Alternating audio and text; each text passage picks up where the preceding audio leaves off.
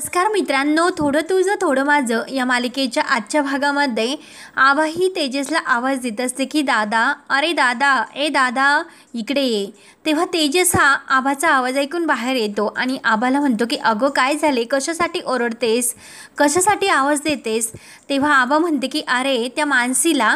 तेव्हा तेजस म्हणतो की तू तर, मानसी म्हणते त्या तर तुझ्यापेक्षा मोठी आहे. तेव्हा आबा म्हणते की मग काय वहिनी म्हणू. तेजस म्हणतो की अगं वहिनी काय, मी तर तुला मैत्रीण असे समज असे म्हटलो. तेव्हा आबा म्हणते अरे ते माझ्यापेक्षा मोठे आहेत, मी त्यांना डायरेक्ट अशी मानसी कशी म्हणणार, त्यामुळे मानसी ताई असे म्हणू का. तेव्हा तेजस म्हणतो की म्हण का. तर आबा म्हणते की काय. तर तेजस म्हणतो की काही नाही. आबा म्हणते की मग बाई म्हणूस का. तर लगेच तेजस म्हणतो की नाही नको, ते तर महत्त्वाचं नाही. आबा म्हणते की हो अरे ते सर्व जाऊन दे, पण मानसी वहिनीला नोकरी मिळाली ते खूप महत्त्वाचं आहे. ते ऐकून तर तेजस म्हणतो की का, कशाला, कशासाठी जॉब करतात त्या. तर आबा म्हणते की अरे मोठ्या कंपनीत त्यांना ही नोकरीची ऑफर मिळाली. तेजस म्हणतो की मी त्यांना सांगितले होते कशासाठी हे सर्व करतात, थांब मी त्यांना समजावतो. आबा म्हणते की अरे नको, करून दे ना त्यांना नोकरी, काय होते, तिची इच्छा आहे. तर तेजस म्हणतो की अगं इतकं टेन्शन त्यांच्या मागे आहे तरी सुद्धा नोकरी कशाला करतात. आणि गायत्री वहिनीला विचार, त्यांनी चॅलेंज केले म्हणून त्या ह्या नोकरी बघतात. तेव्हा आबा म्हणते की अच्छा, मग तर मानसी वहिनीला नोकरी करून द्यायच. गायत्री वहिनीला सुद्धा कोणीतरी उत्तर द्यायलाच हवं. तिला सुद्धा कळून दे की तिला तोडीस तोड देणारी कोणीतरी घरात येते म्हणून. त्यानंतर इकडे सुनंदा तात्यांच्या रूम मध्ये येते. तात्या हे काही सोनं निवडत असतात. तर सुनंदा विचारते की अहो हे काय करतात. तात्या म्हणतात की अगं उद्या म्हणजे आज संध्याकाळी मुलं माझ्याकडे येतील, मग त्यांना हे सोनं द्यायला नको का, त्यामुळे हे करून ठेवतोय.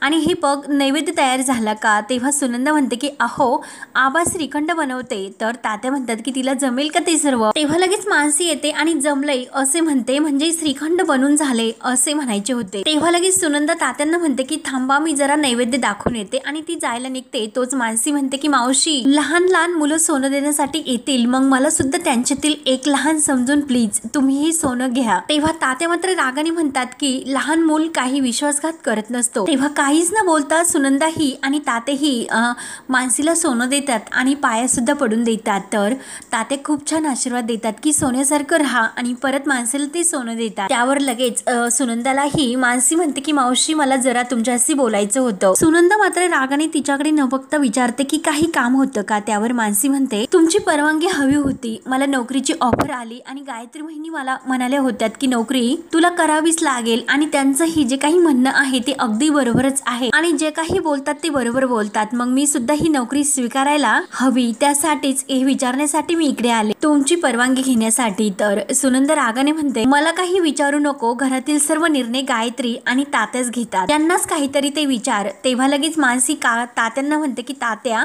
तर लगेच तात्या म्हणतात की तुमचं सर्व काही अगोदर ठरलेलं असतं, खरंच तू विचारायला आली की सांगायला आली, आणि तसेही या घरात परस्पर निर्णय तर घेतले जातात, मग सांगणं आणि विचारणं ही नाटकं कशाला करते, आणि नाटकं तुला करायचीच असेल तर आमची भूमिका काय, खरंच तू विचारण्यासाठी आले का. तेव्हा मानसी म्हणते की हो काका मी खरंच तुम्हाला विचारण्यासाठीच आले, आधी मी बाबांची परवानगी घ्यायची आणि नंतर आईकडे जायचे. मानसीच्या डोळ्यात हे सांगताना पाणी येते आणि ती म्हणते की आता माझ्यासोबत माझे आई आणि बाबा नाहीत, मग तुम्हीच माझे आई बाबा आहात, म्हणून मी तुमची परवानगी घेण्यासाठी आले.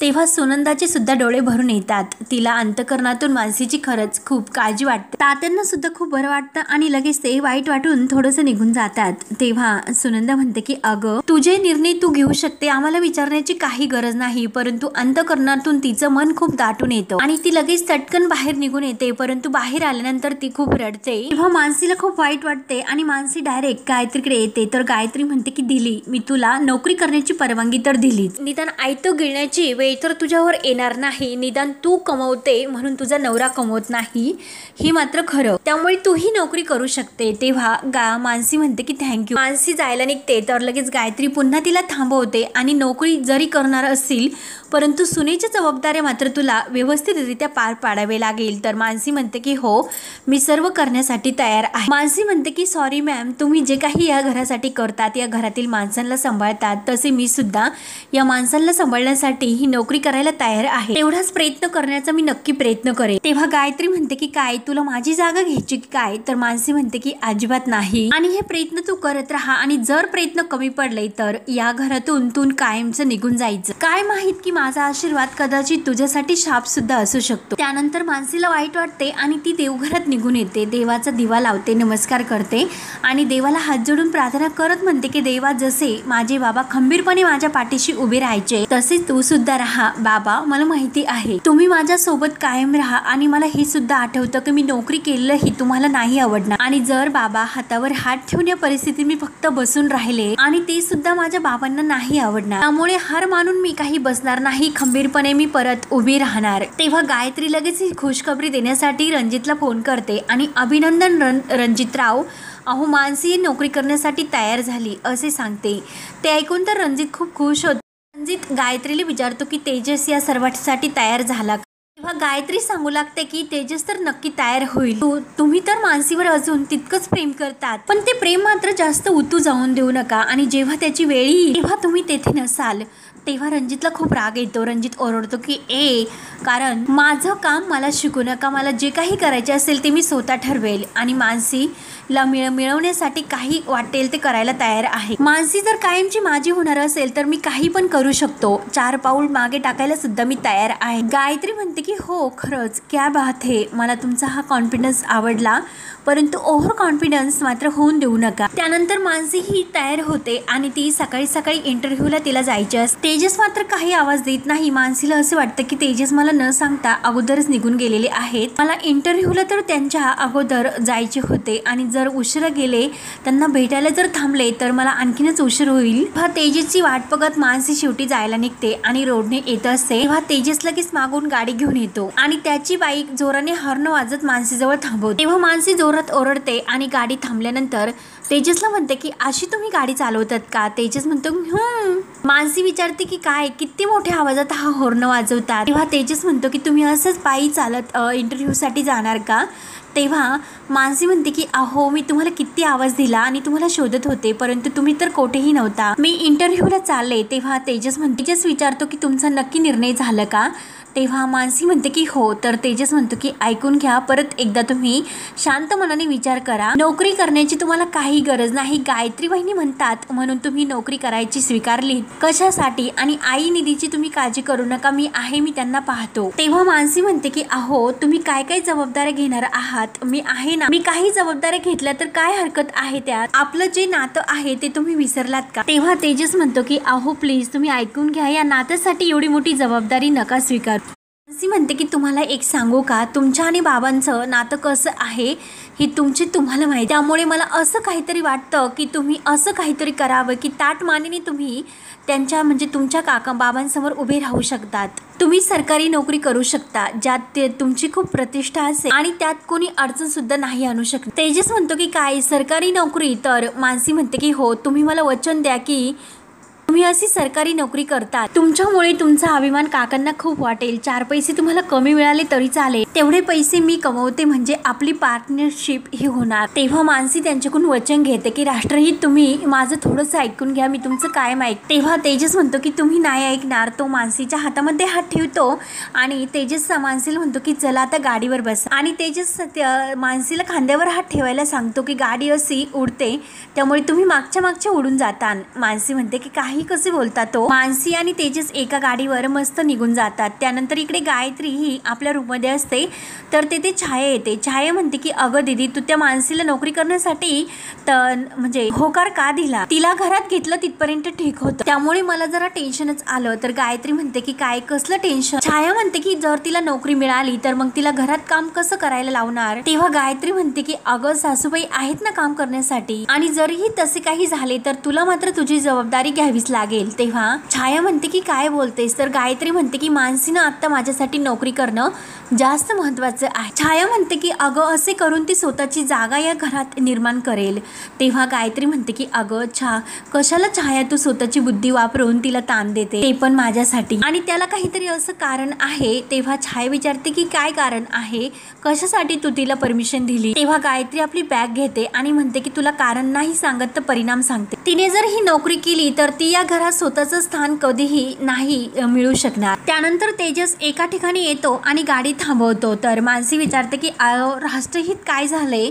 तेव्हा मानसी ही खाली उतरते तर तेजस म्हणतो की काही नाही, गाडीच्या खाली उतरा. तर लगेच अहो राष्ट्रहित, तुम्ही मला अर्ध्यातच सोडणार आहे का? तेव्हा तेजस म्हणतो की नाही, अहो थांबा. आणि एका चहाच्या टपरी ठिकाणी तो गाडी थांबवतो आणि मानसीला तिकडे यायला सांगतो. तेव्हा ते दोघे तिकडे येतात आणि तेजस तिला डोळे बंद करण्यासाठी सांगतो. तेव्हा राष्ट्रहित, अहो मला खरंच खूप उशीर झाला असे मानसी म्हणत असते. तेजस म्हणतो की काही नाही, डोळे बंद करा, बंद करा, डोळे उघडू नका. तेव्हा मानसी डोळे बंद करते आणि हात पुढे करते. तेजस तिच्या हातावर साखर ठेवतो. मानसी डोळे उघडते आणि तेजस म्हणतो की इंटरव्ह्यूसाठी चाललात, परंतु दही साखर मात्र तुम्ही खाल्ले नव्हते, मग आता तर खायला हवे. आमचे काका चहामध्ये दही टाकतच नाही, म्हणून साखर आणि दही उधार, त्यामुळे मस्त अशी इंटरव्ह्यू तुम्ही देऊन या. तोपर्यंत काका हे दही लावून ठेवतील, हो की नाही काका? तोपर्यंत तुम्ही 15-20 किलो दही चांगलं लावून ठेवा. तेव्हा मानसी साखर खाते आणि तेजस तिला विचारतो की काय ओ मिस मानसी, कडू होतीस का साखर? तेव्हा मानसी म्हणते की नाही, मला आई आणि निधीची खूप आठवण आली, आज त्या असायला हव्या होत्या. तेजस म्हणतो की त्यांना सुद्धा तुमची आठवण येतच असणार, म्हणूनच मी तुम्हाला सांगतो लकी जाम, तुम्ही हे सर्व सोडून द्या आणि त्यांच्याबरोबर निवांत सुखी राहा. तेव्हा मानसी म्हणते की आई मला जसे म्हटले की जेव्हा मी तुमच्या घरातील मन जिंकेल आणि सर्व तुमच्याबरोबर त्या घरात राहील, तेव्हाच मी आईला भेटेल आणि तेव्हाच तिच्या डोळ्यात आनंद असेल आणि तो माझ्यासाठी जास्त महत्वाचा असेल. हे सर्व सांगत असताना मानसीच्या डोळ्यात पाणी येते. तेव्हा लगेच तेजस आपला रुमाल काढतो आणि मानसीच्या हातात देत म्हणतो इंटरव्ह्यू साठी जातात, त्यामुळे डोळे पुसून जा. तेव्हा तेजस मुद्दाम म्हणतो की मागच्या वेळेस तुम्ही ग्लास आणि ह्या वेळेस रुमाल, नक्की पक्क्या चोर आहात. चोर. तेव्हा मानसी म्हणते की अहो काय बोलतात राष्ट्रहित, आणि घाईने हसत ती तेजसचा रुमाल आपलं तोंड पुसून परत देते. तेव्हा तेजस म्हणतो की हसलात का नाही तुम्ही? कारण मानसीला हसण्यासाठी तेजस मुद्दाम करतो. तेव्हा मानसी म्हणते की चल आता निघूयात, एकतर खूप उशीर झालेला आहे. तेव्हा मानसी जाणार तोच लगेच रणजित हा तेजसला आवाज देतो, तेजस साहेब, आणि तो त्यांच्या जवळ येतो. मानसी मात्र रागाने त्याच्याकडे पाहत असतो. तेव्हा तेजसला विचारतो की तेजस साहेब तुम्ही काही स्पेशल घेणार का? तेजस म्हणतो की नाही, तुमचा पाय ठीक तर आहे ना? तेव्हा रणजित म्हणतो की हो, रिकवरच होतो. मानसी रागाने तोपर्यंत गाडीजवळ उभी राहते. तर तेजस लगेच रणजितला म्हणतो की 1 मिनिट, आणि लगेच तेजस मानसीजवळ येतो आणि रणजित मला भेटले होते, हे मी तुम्हाला नाही सांगितले कारण विसरून गेलो होतो. जेव्हा मी तुमच्या गळ्यात मंगळसूत्र घातले तेव्हा त्यांच्या मनात राग होता, परंतु आता मात्र तसे काही नाही. तेव्हा मानसी म्हणते की मला तुमच्याशी नाही बोलायचे. तेव्हा तेजस म्हणतो की ठीक आहे, मग प्रश्न संपला, नको बोलायला. तर मानसी रागाने रणजितकडे पाहत म्हणते की यांच्याशी तर बोलण्यात मला कोणताही इंटरेस्ट नाही. तेजस म्हणतो की 1 मिनिट ऐकून घ्या, त्यांनी आता मैत्रीचा हात पुढे केला, मी सुद्धा त्यांच्या मैत्रीचा हात स्वीकारला, पण तुम्ही सुद्धा आता स्वीकारा. तेव्हा मानसी म्हणते की 1 मिनिट, तुम्ही काय म्हटला?